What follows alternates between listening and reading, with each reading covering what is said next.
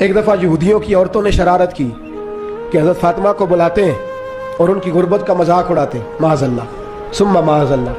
کہتی ہیں گھر آئی عورتیں، کہنے لگی حضور اپنی بیٹی کو بھیجیے، ہمارے گھر میں شادی ہے، ہم چاہتی ہیں یہ وہاں لوگوں کو تبلیغ کریں، دین کا پیغام دیں۔ اب اسلام پر تو حضور ضرور بھیجا کرتے تھے، چاہے کوئی دھوکے سے ہی بلاتا۔ میرے حبیب پاک صلی اللہ علیہ وسلم نے کہا فاطمہ جاؤ۔ حضرت فاطمہ کہتی ہیں ہاں تو کرلی پر میرے وجود پہ کپڑے پھٹے ہوئے تھے، کئی جگہ پہ پیوند تھے، اور مجھے پتا تھا یہ عورتیں کس مزاج کی ہیں۔ فرماتی ہیں میں نے نہ، حضور نے کہا تو میری آنکھوں میں 2 قطرے آنسوؤں کے آ گئے۔ میں نے کہا یا اللہ اپنے لیے نہیں، تیرے نبی کے دین کے وقار کے لیے۔ یا اللہ یہ عورتیں یہ بڑے برے خیالات اور نظریات کی ہیں، یہ مذاق اڑائیں گی دین اسلام کا، مہربانی فرما، نظر کرم فرما۔